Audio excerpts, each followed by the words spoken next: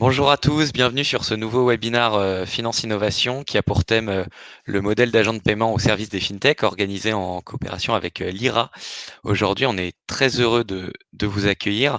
Rapidement, Finance Innovation, donc on est un pôle de compétitivité mondiale fondé en 2007. On est le leader français de l'accompagnement sur fintech, insurtech et acteurs de l'écosystème.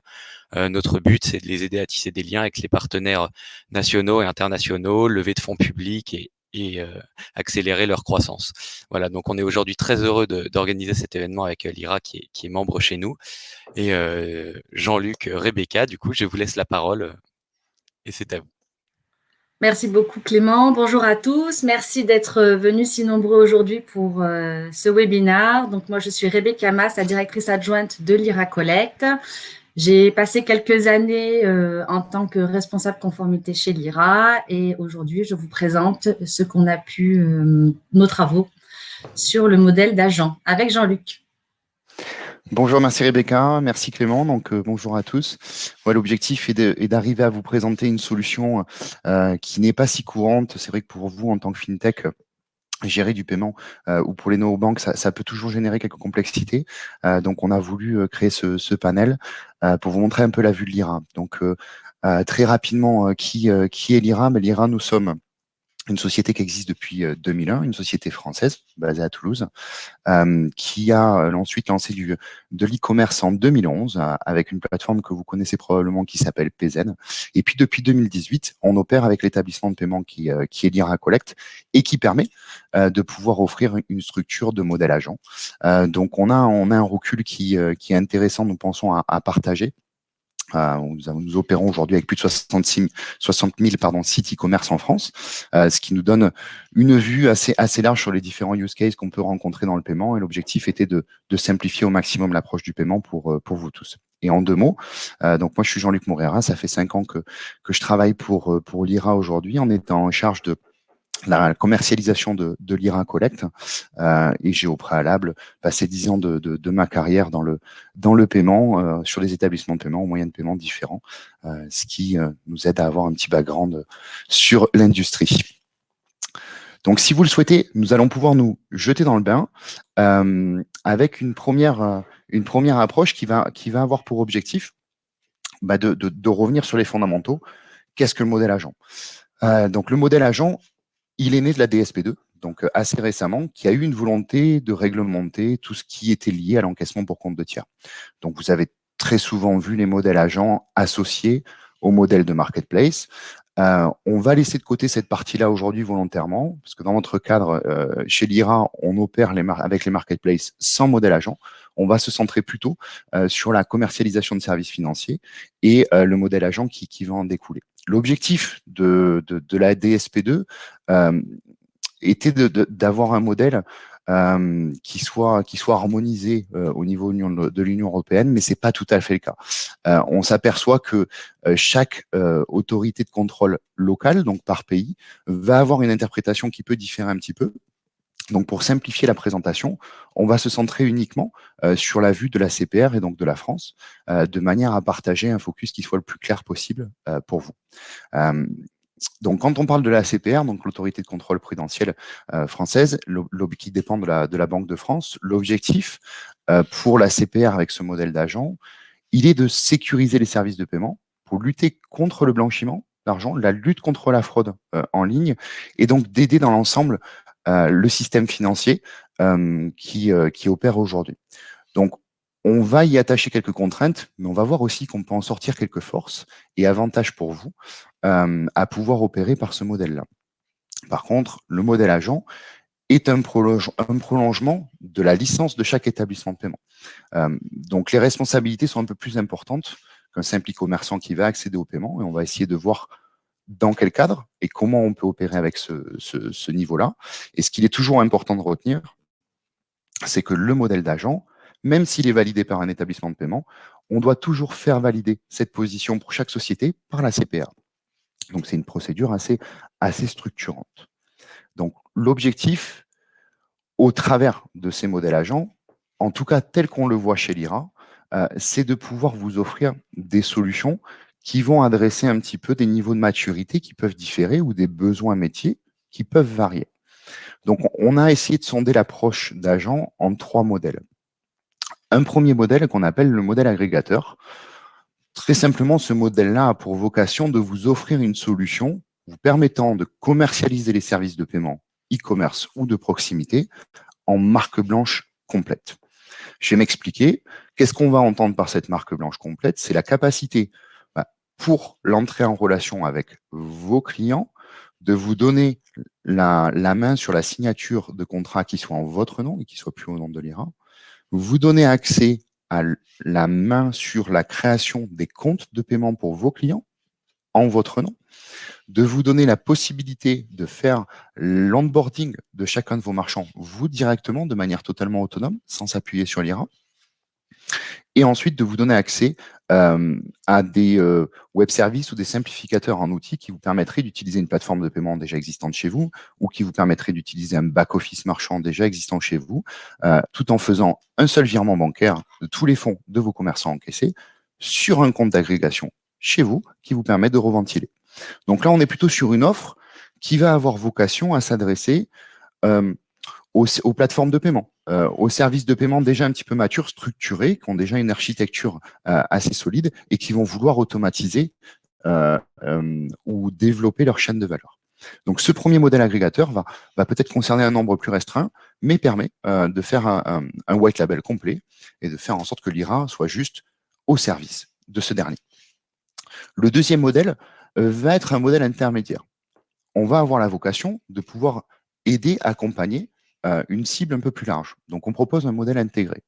Ce modèle intégré va lui cibler des sociétés un petit peu plus larges. On va pouvoir s'adresser à des éditeurs de logiciels qui vont vouloir intégrer dans leur service du paiement, à des assurances ou autres, toute fintech qui pourrait avoir envie d'ajouter la brique de paiement sans en prendre toute la charge ou la responsabilité, parce que techniquement, pas les outils en place, pas la maturité nécessaire, mais il y a une augmentation de chaîne de valeur intéressante pour vous. Donc, on va vous aider. Comment on va le faire? On va garder quelques points communs avec le modèle d'agrégateur. Le premier point commun, c'est qu'on va vous donner la main pour que vous puissiez faire signer à vos clients un contrat en votre nom qui permet que l'IRA apparaisse peu. On sera mentionné dans le contrat, mais on ne sera quasiment pas visible. Donc, le contrat est à votre nom, vous avez la propriété du client.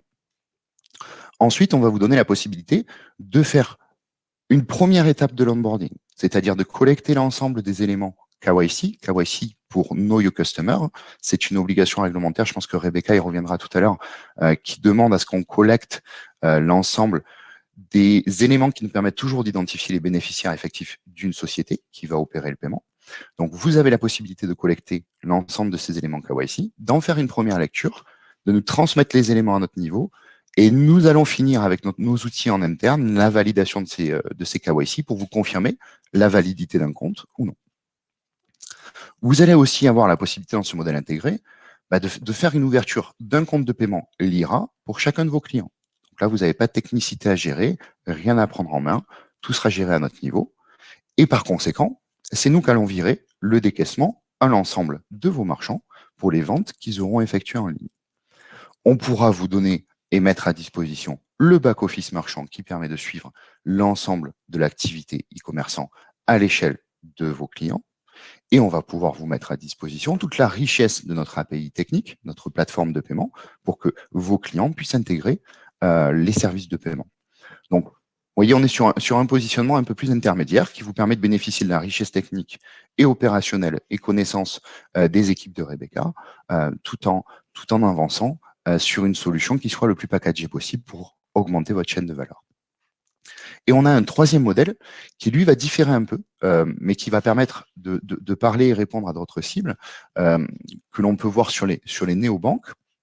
Ce modèle en question va vous permettre de pouvoir opérer sans licence d'établissement de paiement, vous permettant ainsi de venir faire les dépôts sur les comptes bancaires de vos clients avec du paiement. On a eu beaucoup de demandes. On voit que les néobanques ont un développement assez fort ces derniers temps et une demande qui est toujours assez complexe à adresser pour gérer le chargement des comptes de vos clients. Donc, ça vous permet de pouvoir travailler sur des use cases qui peuvent différer un peu. Si j'essaye d'être un peu précis, la possibilité de travailler avec une néobanque qui devienne agent, lui permet probablement peut-être de faire du rechargement de compte bancaire de ses clients en instantané pour essayer d'être un peu plus en ligne avec certaines de leurs concurrents. Nous, en tant qu'établissement de paiement, on se limite à vous mettre à disposition la plateforme de paiement avec la richesse des moyens de paiement associés. On le verra tout à l'heure. On vous met à disposition le reversement sur un compte de cantonnement ou un compte de séquestre qui est ouvert à votre nom et vous gérez la ventilation vers l'ensemble des comptes bancaires de vos clients. Donc voilà, un modèle un peu plus niché, un peu plus intermédiaire, mais sur lequel on sent qu'il y a de l'appétence. Donc vous n'hésiterez pas à revenir dessus si vous avez des questions sur ce point-ci. Je vais donc passer la main à Rebecca qui va vous expliquer un petit peu les impacts, les conséquences et les obligations qui découlent du modèle agent. Merci Jean-Luc. Donc vous l'avez vu, côté Lyra Collect, on a défini 3 modèles d'agents quelque peu standardisés. Ça a son importance parce qu'il y a finalement autant de modèles d'agents qu'il peut y avoir de partenariats, d'EP et de ME. On en a cadré 3, d'une part pour simplifier le process, pour clarifier aussi les enjeux, les missions qui vont être confiées. Et vous allez voir que le process d'obtention du statut d'agent n'est pas si simple. Alors effectivement, c'est beaucoup plus simple qu'obtenir un agrément d'établissement de paiement qui est coûteux et long. L'obtention du statut d'agent est beaucoup plus court, néanmoins, ça reste un partenariat à mettre en place et on a tout un process concret à réaliser, notamment auprès de l'autorité de régulation. Donc, ce qu'il faut savoir, c'est que pour pouvoir être agent, il faut faire ce qu'on appelle une déclaration d'agent auprès de l'autorité de régulation. Alors, le mot de déclaration, il est peut-être un peu trompeur parce que ce n'est pas un simple enregistrement qu'il faut faire. C'est vraiment une validation finalement du partenariat par l'autorité de régulation. L'autorité ne va pas se prononcer sur la pertinence du partenariat, mais elle va s'assurer que le partenariat englobe bien l'ensemble des risques qui ont pu être mis en œuvre, qui pourraient être opérés au sein du partenariat. Donc, ce qui va se passer, c'est que l'établissement de paiement va remplir un formulaire de déclaration d'agent. Donc, ce formulaire, il est assez standard finalement et de bon sens, puisqu'il va permettre de définir et de présenter à la CPR la relation de partenariat entre l'établissement de paiement et l'agent. Donc, il va contenir un certain nombre d'informations, par exemple, que fait l'agent, la description de ses activités, quelles sont les cibles de marchands de l'agent, afin de déterminer quel est le risque finalement de marchands qui l'entoure, quel est le volume d'affaires qui va être confié à l'établissement de paiement au travers de l'agent. Il va y avoir également une description du schéma des flux, du schéma d'information, et puis évidemment, quelle va être, la CPR va nous demander également le contrat de partenariat entre l'agent et l'établissement de paiement, ainsi que les clauses qui vont être spécifiquement insérées dans le contrat d'agent qui le lie avec ses propres marchands. Donc, une fois que le formulaire il est rempli, on va l'envoyer à la CPR qui aura 2 mois pour se prononcer sur finalement la validation du partenariat. Ce que l'on fait entre-temps en général, quand on envoie le formulaire à l'autorité de régulation, c'est qu'on organise un call avec elle pour lui expliquer finalement tous les tenants et aboutissants du partenariat, pour lui expliquer notre démarche, le projet, dans quel cadre il s'inscrit, quels sont les risques qu'on a identifiés, comment on les couvre, etc. À l'issue de ces 2 mois, ce qui se passe concrètement dans les faits, c'est que la CPR a toute une série de questions supplémentaires sur le partenariat et finalement, après discussion, on finit par avoir une réponse sur ce statut d'agent entre 3 et 4 mois. Donc là, on a la CPR qui valide le partenariat, qui inscrit l'agent auprès du registre des agents et on peut finalement démarrer et mettre en production ce projet. Ensuite, donc finalement, une fois qu'on a passé… voilà. Une fois qu'on a passé l'épreuve de l'autorité de régulation, je vois des questions qui passent autour. Je peux répondre directement quand elles sont simples. Après, peut-être que je répondrai les questions un peu complexes, j'y répondrai à la fin. Aujourd'hui, est-ce que la CPR peut refuser ? Concrètement, nous, on ne l'a pas vu. Ce qu'elle peut faire, c'est qu'elle peut poser des questions jusqu'à obtention de réponses claires sur le risque sur le risque avéré ou pas qu'on n'aurait pas vu, sur le schéma des flux, sur le schéma d'information, pour s'assurer finalement que tous les risques sont couverts. On ne l'a pas encore vu refuser de marchand. Encore une fois, c'est un partenariat de confiance entre l'établissement de paiement et l'agent. Donc, l'idée, c'est vraiment que nous aussi, on soit en confiance et que la CPR aussi. Donc, non, on ne l'a pas vu encore. Peut-être que d'autres ont pu le vivre, hein, ça n'a pas été le cas chez nous. Donc, je continue. Hein, et encore une fois, si les questions sont complexes, on verra plus tard comment y répondre. Donc, une fois que la CPR, finalement, elle a validé le partenariat, qu'on s'est mis d'accord aussi avec l'agent, je vous parlerai plus en détail dans les prochains slides du partenariat qu'on met en place, qu'on met comme structure en place, comme procédure, etc. Mais une fois que ce partenariat est en place, finalement, ça va pouvoir ouvrir beaucoup de possibilités à l'agent qui va pouvoir, donc, comme le disait Jean-Luc, travailler en direct avec ses clients, avoir un parcours client du coup simplifié, sans finalement jamais nous mettre en avant, maintenir un haut niveau de conformité puisque finalement il bénéficie de la conformité de son établissement de paiement, ainsi que de toute la veille réglementaire qu'on peut lui apporter et de toutes les formations au niveau de la compliance qu'on peut lui apporter également, mais on en reparlera plus tard. Et puis évidemment, il peut délivrer des services de paiement et bénéficier de tout un panel d'offres liées à ce que peut lui offrir l'établissement de paiement. Et là, je vais laisser Jean-Luc détailler ce qu'il peut y avoir comme offre auprès d'un établissement de paiement et ce qu'on peut offrir à un agent en général de manière classique et puisque nous, on peut lui offrir de manière particulière. Merci Rebecca. Donc oui, pour rentrer un petit peu dans le détail, tout le cœur du produit d'agent va bien sûr, comme je l'évoquais tout à l'heure, avoir une volonté d'augmenter votre chaîne de valeur, mais plus cette chaîne de valeur va être riche, plus vous vous y retrouverez dans la commercialisation. Donc l'objectif côté Lyra, ça a été de proposer une profondeur d'offre qui soit le plus large possible. Donc, on va scinder ce détail de l'offre en deux parties. Une première partie qui sera consacrée à l'e-commerce et une deuxième au paiement en magasin. Donc, je vais commencer par la partie e-commerce. Et donc, je me suis arrêté à vous mettre en avant les moyens de paiement pour lesquels Lyra Collect opère en tant qu'acquéreur. Donc, sur lesquels vous, en tant qu'agent, vous pouvez bénéficier de revendre la chaîne de valeur complète de chacun de ces moyens de paiement. Vos clients n'auront pas besoin, de contacter quelconque de ces moyens de paiement pour ouvrir un contrat avec eux. Donc, vous offrez vraiment le package complet. Donc, on retrouve bien sûr tous les paiements cartes classiques. On va retrouver l'ensemble des moyens de paiement locaux qui permettent d'opérer en Europe de l'Ouest, et ainsi que tous les moyens de paiement asiatiques principaux, enfin essentiellement chinois, principaux, qui vous permettent peut-être d'opérer dans des secteurs d'activité un peu plus nichés comme le luxe ou le travel. Donc, ces moyens de paiement-là sont assez simples à recommercialiser, à mettre en place. Et puis, ce qui va être important, surtout si vous touchez un peu à l'international, c'est de vous mettre à disposition les devises. Donc, on va vous proposer un ensemble de devises assez important. Ces devises que l'on propose sont bien entendu gérées en encaissement, mais aussi en reversement. Donc, reversement dans la devise sur un compte bancaire indiqué en euros ou sur un compte bancaire indiqué dans la devise. Taux de change étant impacté par la banque de réception des fonds. Donc, nous encaissons dans la devise, reversons dans cette même devise.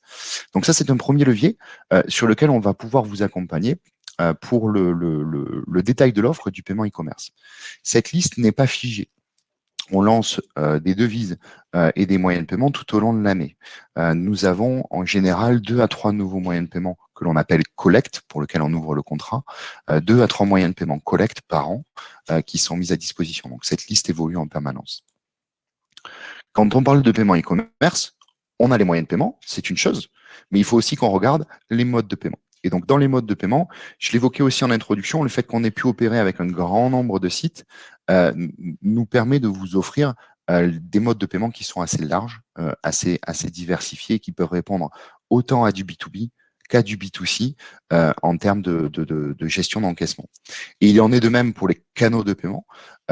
Sur les canaux de paiement, c'est un élément qui va être important, que vous ayez des use cases qui soient tous adressables, donc avec de la vente à distance qui peuvent être faits en face à face, sur du click and collect et autres, avec des paiements, des canaux de paiement comme WhatsApp, comme le paiement par mail ou le paiement SMS, du paiement en call center, du paiement marketplace, on en parlait tout à l'heure, du paiement classique e-commerce. Donc vous allez avoir accès un peu à tous ces éléments. C'est pas le plus intéressant autour du modèle agent. Je voulais juste en faire un petit zoom pour que vous ayez une idée de ce qui peut être fait. Et je vais clôturer ce zoom par le paiement de proximité, où donc nous, encore une fois, en tant qu'acquéreur, en tant qu'établissement de paiement, on a aujourd'hui la possibilité de vous donner accès à du paiement e-commerce en tant qu'acquéreur, mais aussi à du paiement magasin. Dans le paiement magasin, on se limite à gérer l'ensemble des paiements cartes classiques, donc tout ce qui va être réseau Visa et affilié, Mastercard et affilié et carte bancaire. On va donc opérer et remplacer la banque dans ce schéma-là, ce qui nous permet de rester agnostique. Nous sommes compatibles avec tous les fabricants de terminaux et tous les types de terminaux de paiement. Donc, ce qui devrait simplifier les choses. Je vois une petite question sur le TPE. On n'a pas oublié la question précédente, mais celle-ci est simple à répondre en séance. Est-ce qu'on fournit le TPE? On peut fournir le TPE. On a des partenariats avec différents mainteneurs qui nous permettent de vous mettre à disposition ce TPE, mais il n'est pas commercialisé directement par l'IRA. Nous, on se limite vraiment à travailler, à se centrer sur l'acquisition des flux et donc à se mettre en compatibilité avec le matériel existant et à vous mettre à disposition le partenaire nécessaire si vous avez besoin du matériel. Donc, le paiement de proximité, par contre, est lui limité à un périmètre assez strict, c'est qu'on ne peut travailler qu'en France sur le paiement de proximité. On ne va pas supporter notre pays à ce niveau-là. Donc voilà pour la profondeur de l'offre. Je pense que ça va être intéressant de revenir maintenant un petit peu sur les contraintes, et je vais repasser la main à Rebecca, du modèle agent et de ce qui va en découler sur la manière dont on peut fonctionner avec lui. Bon, je vais encore faire la mauvaise élève, je vois encore une question, mais qui va vraiment, annoncer les points dont je vais parler. C'est quelles investigations préalables ou demandes préalables de l'ACPR vis-à-vis de la lutte contre le blanchiment. Donc, c'est très important en effet. Ce que je vais vous dire, c'est que d'abord, l'agent, finalement, ce que je vous ai dit tout à l'heure, c'est qu'il y a autant de modèles d'agents qu'il y a de partenariats entre des établissements et des partenaires. Donc, nous en avons cadré 3. Et selon les missions qui vont être confiées à l'agent, finalement, ils auront des responsabilités différentes dans le cadre de la lutte contre le blanchiment. Et ça, c'est très important parce que quand on va envoyer le formulaire de déclaration d'agent auprès de la CPR, on va leur envoyer aussi d'autres documents, notamment une procédure de lutte contre le blanchiment d'argent que l'on fait en partenariat avec l'agent. Donc, ça va dépendre finalement du modèle qu'on va adopter avec l'agent et des missions qui vont lui être confiées. Mais je vais prendre un cas très concret, par exemple. On avait un modèle qui est un modèle assez standard, finalement, dans lequel on confie à l'agent la collecte des KYC, ainsi que l'analyse de premier niveau, ce qu'on appelle, nous, l'analyse de premier niveau d'un dossier marchand. Donc, comment ça va se passer très concrètement? On a des procédures, nous, préétablies pour ce type de modèle, procédure de lutte contre le blanchiment, dans lequel vont être décrits tous les documents à récupérer par l'agent. Donc, on a toute la liste des documents que l'agent va devoir récupérer auprès de ses marchands. On va également avoir tous les contrôles qui vont devoir opérer sur ces documents dans le cadre de leur analyse de premier niveau.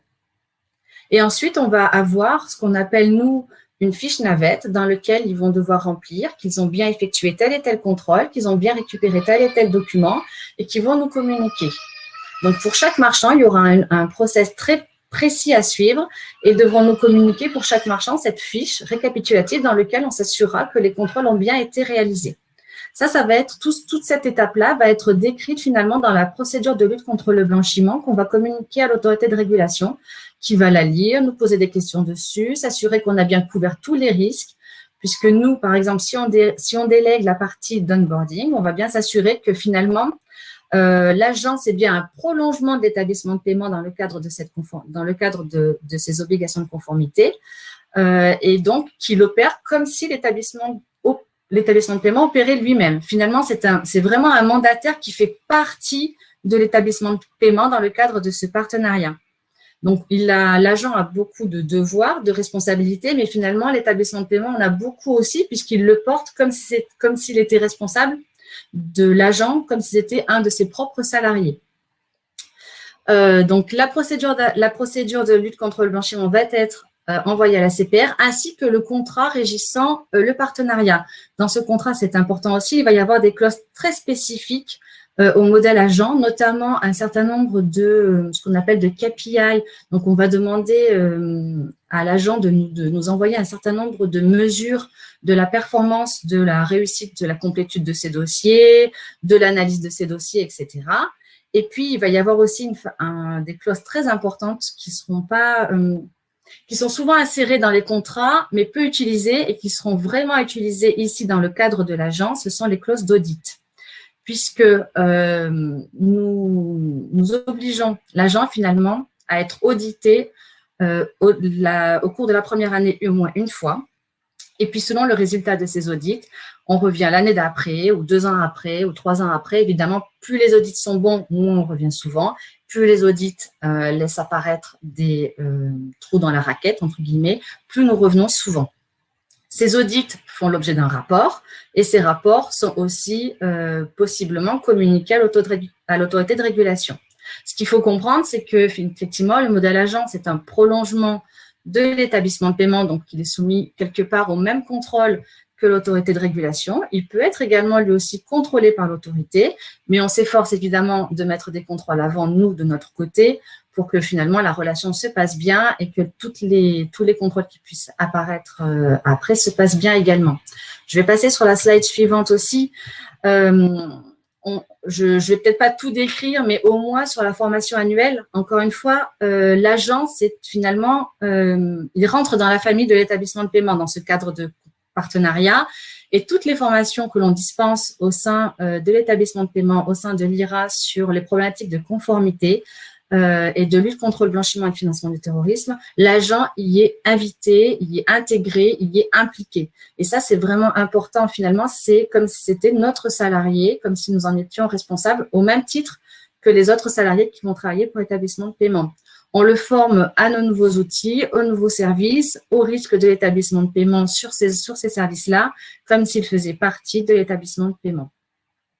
Donc, encore une fois, c'est un partenariat de confiance qui se joue sur le long terme quelque part, donc il met du temps à se mettre en place de par finalement les obligations administratives, mais ce temps-là, il est nécessaire pour se connaître, pour connaître les risques des deux côtés et finalement pour avoir une relation la plus fluide possible, même au niveau des contrôles qu'on peut mettre en place de notre côté.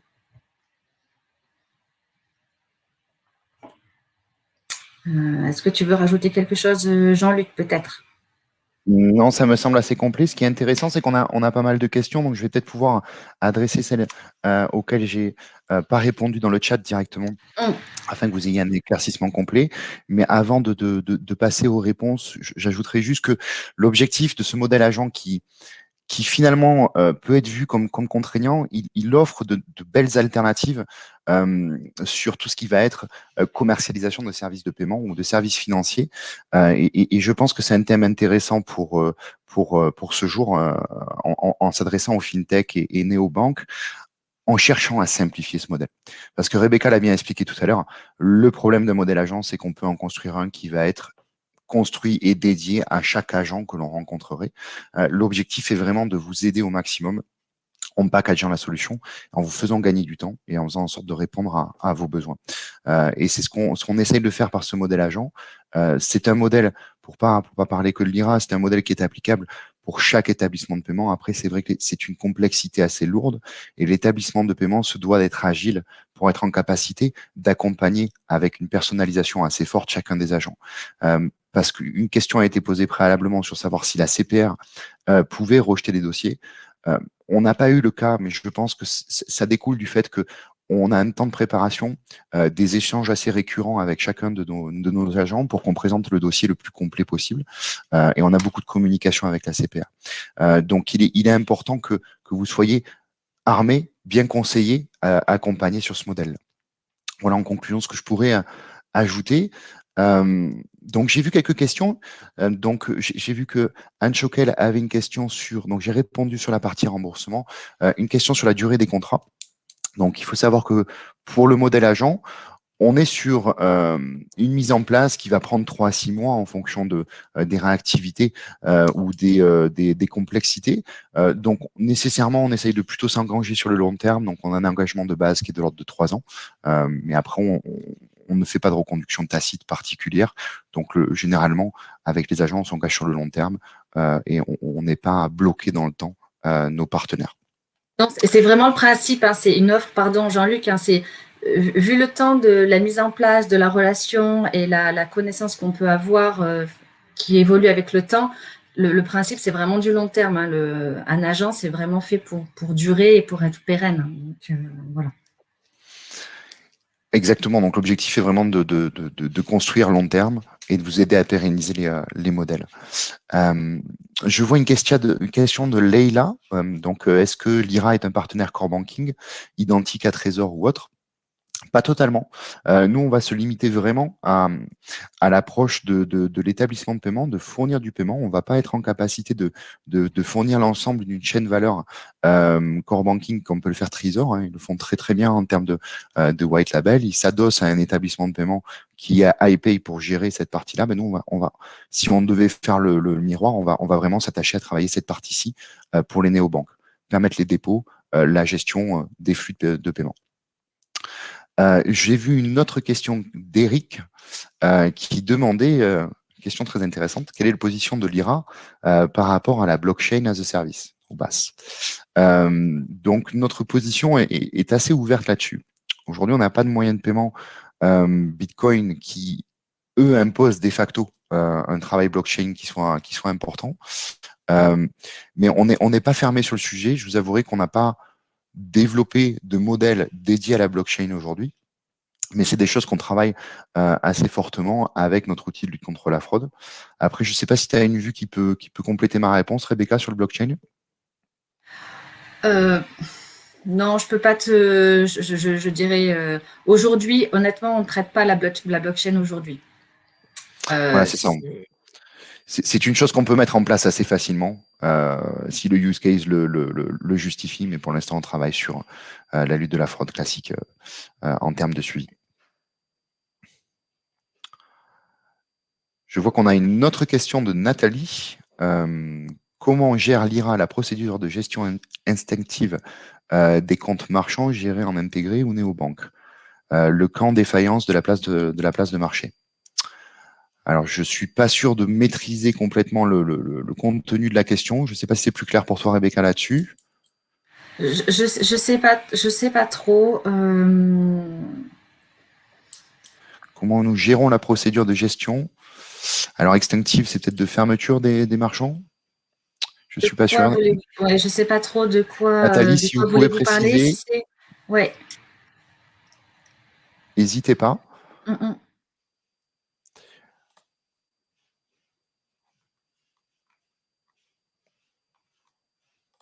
Sinon, si vous avez d'autres questions, n'hésitez pas à les poser en même temps. Je peux peut-être répondre en attendant que Nathalie précise sur le cas en défaillance de la place de marché. Aujourd'hui, la place de marché, comme je disais en introduction, on n'opère pas avec elle en tant qu'agent. Elle nous précise. En fait, que se passe-t-il si défaillance de la place de marché? Comment gérez-vous les comptes? Alors ça, Rebecca, c'est en plein chez toi, je te laisse la main. Alors, aujourd'hui, comment ça se passe chez Lyra, donc dans le cadre des places de marché? On a un système qui a été validé par l'autorité de régulation, finalement, pour lequel nous avons le droit d'opérer comme ça, c'est que nous ne déclarons pas donc les places de marché en tant qu'agent et elles n'ont pas finalement l'argent, les sommes dues n'arrivent pas directement sur le compte de paiement de la place de marché. Nous ventilons directement l'ensemble des fonds auprès des vendeurs. Après, nous, on a plusieurs types de moyens pour lutter contre la défaillance des places de marché qui sont en place, notamment déjà la procédure d'onboarding des places de marché. Donc, on a un process d'onboarding qui est plutôt strict, qui est plutôt méticuleux dans le sens où on va analyser, notamment, on va analyser ce risque de défaillance en regardant, en analysant les comptes, les états financiers. Donc, on va regarder finalement le risque financier porté par la place de marché. et on va pouvoir mettre en place tout un système de contrôle qui peut passer par la mise en place d'un pied de compte, d'une rolling réserve. Voilà, on a plusieurs systèmes de mise en place de conditions de traitement des opérations qui va faire en sorte qu'on évalue finalement quasiment au jour le jour ce risque de défaillance. Mais ça, c'est valable que ce soit pour les places de marché ou que ce soit pour l'ensemble de nos marchands qui pourraient avoir finalement des dettes, enfin qui pourraient avoir des services non rendus auprès de leurs clients et qui pourraient défaillir entre-temps. Donc finalement, on le gère un petit peu comme le reste de nos marchands, et on a un onboarding extrêmement strict, ce qui peut prendre un peu de temps, mais voilà. Du coup, on a un risque, une espèce de scoring du risque financier sur ces typologies de marchands qui nous permet d'évaluer finalement notre degré de risque sur cette cible particulière. Je ne sais pas si je réponds bien à votre question. C'est difficile de répondre de manière plus avancée sur la façon dont on gère le risque. Mais... Très bien, ça me semble pas mal. Après, on a quelques questions en rebond que je vais essayer d'adresser de mon côté. Une question intéressante, qu'est-ce qui va nous distinguer de Stripe? Du coup, la vraie différence que vous allez noter entre Lyra Collect et Stripe, c'est que Stripe peut avoir une solution technique qui est pertinente, qui est plutôt assez bien construite en termes d'API. Je pense qu'on n'a pas trop à rougir de la comparaison à ce niveau-là. Mais la vraie différence va se faire du fait qu'étant positionné en France, étant une société à taille humaine, on va offrir une qualité de service et de suivi et de disponibilité qui va être beaucoup plus fort. C'est-à-dire que vous allez toujours être en capacité de joindre quelqu'un au téléphone, vous allez toujours avoir un interlocuteur bien identifié avec lequel vous allez pouvoir échanger. Et surtout, étant positionné en France, on répond à tout le cadre réglementaire qui est imposé par la CPR. Et ça, c'est important parce que justement, voilà, on parlait tout à l'heure du risque de défaillance des marketplaces. La CPR est une autorité, vous le savez, qui est puissante en termes de droits et d'obligations qu'elle nous donne. Et on a justement tout un corpus de règles à respecter très fort pour prémunir justement ce risque de défaillance de nos marchands et pour nous assurer que même en cas de défaillance, de notre propre défaillance, les marchands sont toujours couverts.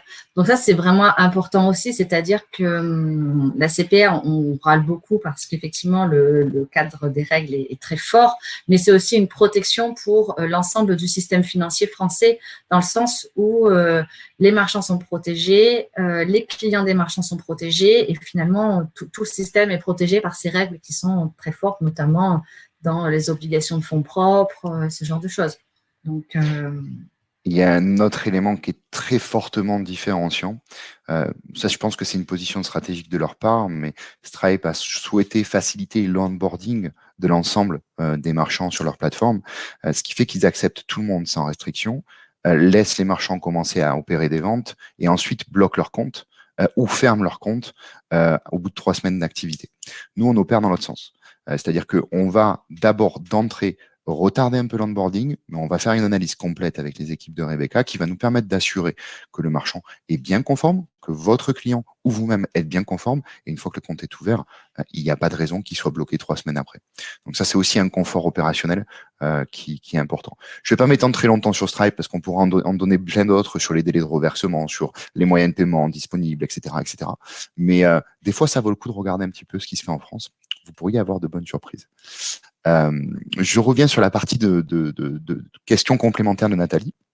Donc oui, nous proposons l'option de paiement en plusieurs fois sous 90 jours pour pas rentrer dans du crédit, donc en termes de facilité de caisse, facilité de paiement, mais avec le risque donc d'avoir des échéances 2 et 3 qui ne peuvent être capturées. En général, on arrive à capturer 90% des échéances. Cependant, voilà, c'est un risque pour le commerçant. Même logique du coup que ce qu'évoquait Rebecca pour comment se prémunir de la défaillance, avec des notions de rolling reserve, d'analyse de la société qui sont complètes, de pied de compte, qui nous permettent de nous prémunir de toute défaillance de la société à ce niveau-là. Donc, c'est question de Sylvain. Je vois qu'on a pas mal de questions. J'accélère un tout petit peu, Rebecca. Tu me coupes et t'interromps quand tu veux. Question de Sylvain sur la tokenisation. Donc, oui, tout à fait. On pratique le paiement via la tokenisation sous différentes formes. On pourrait rentrer un peu plus dans le détail où je pourrais vous partager la documentation technique à ce niveau-là. Mais oui, c'est une option qui est bien disponible et qui fonctionne plutôt bien et avec plusieurs typologies de moyens de paiement. Donc, c'est une option qui existe chez nous. Est-ce qu'une fintech peut se lancer dans le paiement, peut opérer sans la licence de l'IRA? Alors, ça va dépendre de l'activité de la fintech. C'est un peu difficile de vous répondre à froid comme ça, Zacharia. Tout va dépendre de l'activité de cette fintech-là. Bien sûr qu'une fintech peut se lancer sans établissement de paiement. Maintenant, si elle doit commercialiser des services financiers qui amènent à du paiement e-commerce, c'est mieux quand même de s'adosser à l'établissement de paiement pour avoir un accès un peu plus simplifié. Donc, question d'Eric, du coup, le modèle de rémunération de l'IRA est-il similaire à celui de Stripe? Alors, si on parle pour un modèle de rémunération classique, on va se rémunérer comme tout établissement de paiement. On a un pourcentage qui correspond à la couverture des frais d'interchange de Visa, Mastercard et un fixe à la transaction. Donc, dans notre cas, on a pris la position de ne prélever que des fixes et pourcentages seulement sur les transactions réussies. Les transactions échouées ne sont pas facturées, ce qui peut faire un delta important. On n'a pas d'abonnement à proprement parler. La seule nuance qui peut y avoir qui va être forte, c'est dans un modèle d'agent agrégateur, un modèle d'agent intégré. L'agent, lui, va avoir des frais de mise en service d'accompagnement qui sont à prendre en compte et qui vont prendre toute cette notion de pilotage qu'on évoquait avec la CPR, d'atelier technique en fonction de la complexité de l'intégration qui peut être faite. Donc, il y a beaucoup de choses à évaluer. Sinon, les coûts standards pour un marchand sont de 250 € de frais d'ouverture, mais pour un marchand standard, qui ne fait pas appel au modèle d'agent. Et j'ai vu une autre question très intéressante qui a été posée par Roland, donc qui nous demande si on fournit les services d'acquisition Visa Mastercard à un EME et est-ce qu'on a une licence en direct avec Visa Mastercard et est-ce qu'on opère comme une banque chef de file en la matière. Donc, question assez technique pour vous répondre le plus simplement possible. Nous sommes, depuis le début de l'année, acquéreurs directement Visa, Mastercard et carte bancaire. Donc, ça nous permet de pouvoir opérer en direct, d'émettre nos propres comptes. Est-ce qu'on travaille aujourd'hui avec un EME? Nous sommes en train d'onboarder un EME. On travaille avec pas mal de gateways qu'on fait appel à nos services d'agents ou avec des éditeurs de logiciels qui veulent proposer la brique paiement dans leur service, mais pas encore d'EME à proprement parler. Vous seriez peut-être le premier si vous êtes EME, Roland, on peut en parler avec plaisir. Et est-ce que nous sommes banque chef de file? Nous avons beau être acquéreur Visa, Mastercard et carte bancaire, on s'appuie quand même sur un chef de file du GIE carte bancaire. On est membre affilié, hein. On n'a pas la taille encore Tout à fait. pour être banque chef de file.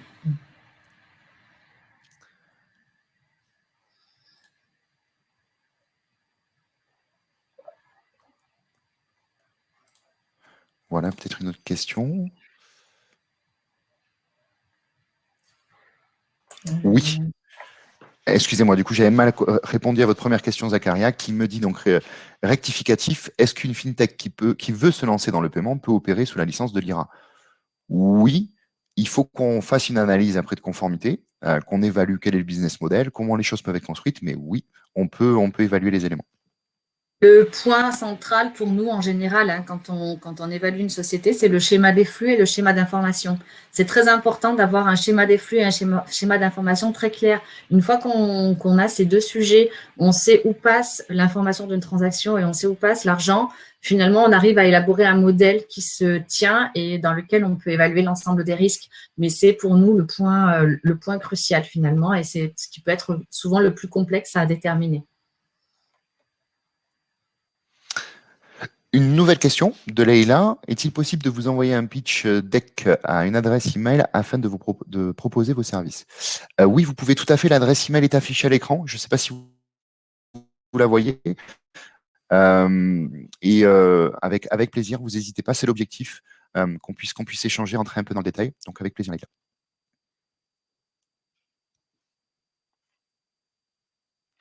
Est-ce que vous avez de nouvelles questions qui se présentent, d'autres éléments que vous souhaiteriez aborder?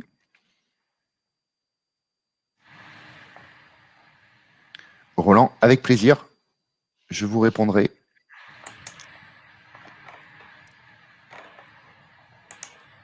On a eu pas mal de questions. Donc, sujet assez complexe, plutôt riche. Donc, on n'aura certainement pas adressé tous les points que vous avez en tête. Est-ce qu'on peut créer des e-wallets? Question d'Eric. Est-ce que vous pouvez créer des e-wallets? Alors, la question, elle va être double. Vous pouvez gérer du paiement dans l'e-wallet en utilisant nos services. Est-ce que nos services vous permettent de créer des e-wallets? Non. Si vous les développez à côté, on saura vous donner les paiements, mais on ne vous donne pas une solution packagée de wallet. Est-ce que ça répond bien à votre question, Eric?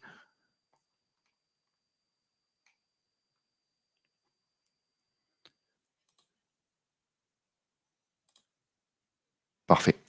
Et Clément, question peut-être de votre côté. Est-ce qu'on envoie le PowerPoint? Est-ce qu'il est disponible en téléchargement après la séance? On ne vous entend pas, Clément. Le micro n'a pas fonctionné. Ah, bon, on a perdu Clément. Mais alors Normalement, il sera disponible avec le replay. Le voici. Toujours pas Clément.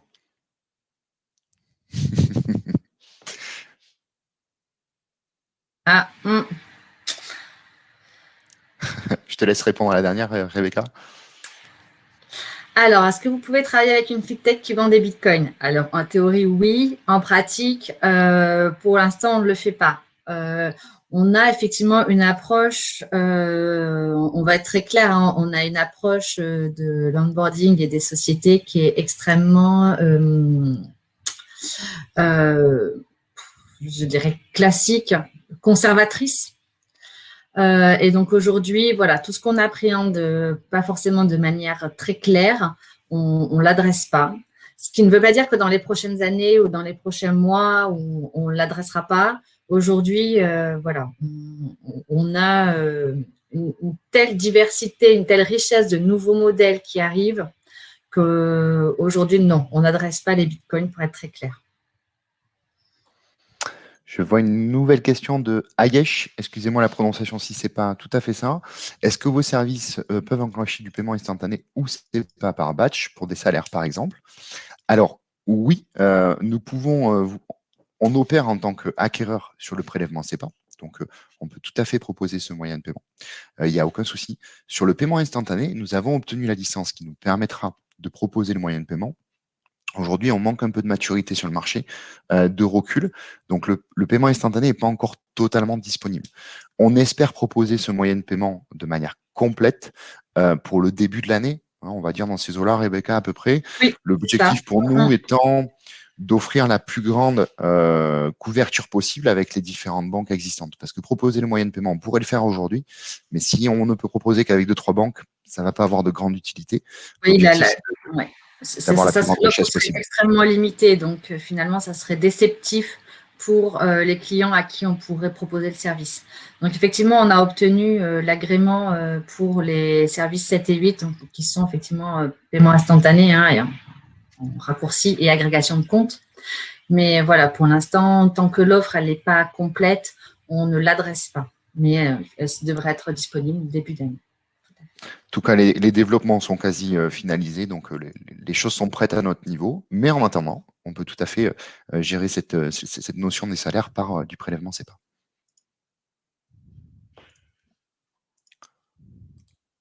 Je vois qu'on arrive au bout des questions. Est-ce que vous avez d'autres questions? Alors, quel sens donnez-vous au mot tokenisation, dans la mesure où les tokens appartiennent plutôt au mode blockchain? Alors, pour nous, le token peut être considéré, si on utilise un synonyme dans le paiement, comme de l'alias. C'est-à-dire que la tokenisation va plutôt être vue comme la capacité à enregistrer la carte avec un token ou un alias, c'est-à-dire un identifiant qui est haché par sécurité, de manière à ce que le commerçant ou l'agent puisse réexploiter la carte sans avoir à faire passer les numéros de carte en clair sur ses serveurs. Donc, il va juste appeler ce hash, donc ce token ou cet alias, pour pouvoir jouer la carte sur de la récurrence ou sur du paiement à l'initiation du marchand ou de l'agent. Voilà ce qu'on définit plutôt comme tokenisation chez nous.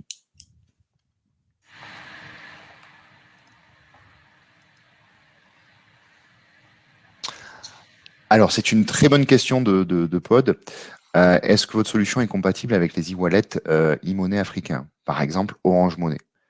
Ça se regarde. C'est-à-dire que nous allons avoir toujours une contrainte, c'est que nous sommes un établissement de paiement français, donc qui dépend de l'Europe, donc il y a une licence qui permet de couvrir la zone CEPA. Cette licence, elle couvre la zone CEPA pour les entités juridiques qui contractualisent avec nous.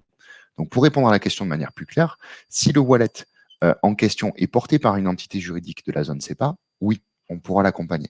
Si le wallet est en lui-même une entité juridique de la zone africaine, on ne saura pas le traiter. Mais dans le camp d'Orange Money, je pense qu'il y a toujours quelques filiales européennes sur lesquelles on devrait pouvoir trouver à s'appuyer.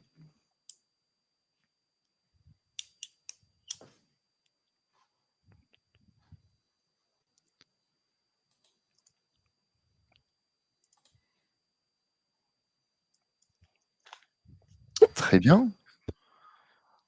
Est-ce que vous avez peut-être une ou deux dernières questions? Donc maintenant que j'ai retrouvé mon son normalement, donc je confirme que oui, si vous le souhaitez, Rebecca et Jean-Luc, je diffuserai vos slides à l'intégralité des inscrits. Je leur ferai un Pas de mail problème. avec les slides en pièce jointe, il n'y a pas de souci.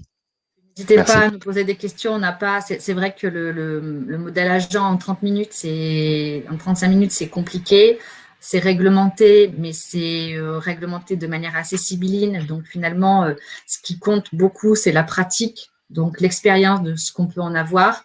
Donc n'hésitez pas si vous avez des questions sur sur l'expérience qu'on a pu en avoir, sur l'expérience qu'on en a toujours, sur les discussions qu'on mène auprès de l'autorité de régulation pour essayer d'améliorer les processus, les procédures d'enrôlement des agents. Donc voilà, chaque modèle est unique et à la fois on essaie de les standardiser pour accélérer le process. Donc n'hésitez pas si vous avez des questions complémentaires, on pourra y répondre par la suite. En tout cas, merci à tous pour votre activité. On a une session riche en questions, c'est toujours intéressant. En espérant que la présentation vous a aidé, et Rebecca l'a très bien dit, on est à votre disposition autant que nécessaire. Parfait. Bah, Rebecca, Jean-Luc, un grand merci. Ouais, je pense qu'on a fait le tour. Il y a eu effectivement pas mal d'interactions. Et puis, bah, suite à la proposition de Jean-Luc, donc n'hésitez pas à lui écrire sur l'adresse que vous voyez là et qui sera dans la pièce jointe que je vous enverrai à tous. Un grand merci d'avoir été aussi nombreux en ce mercredi matin à avoir suivi cet événement. Pour rappel, l'intégralité de cet événement-là, comme tous les événements Finance Innovation, sont disponibles en replay sur la chaîne YouTube que je vais linker tout de suite dans le chat. Voilà. Donc pour ce webinaire-là, le replay sera disponible d'ici 2 ou 3 heures, le temps que YouTube fasse son office. Rebecca, Jean-Luc, encore un grand merci. J'espère qu'on pourra refaire ça très vite et en physique si possible. Et voilà. Et Très bien. une très Merci bonne beaucoup, journée à Clément. tous et un grand merci à vous encore.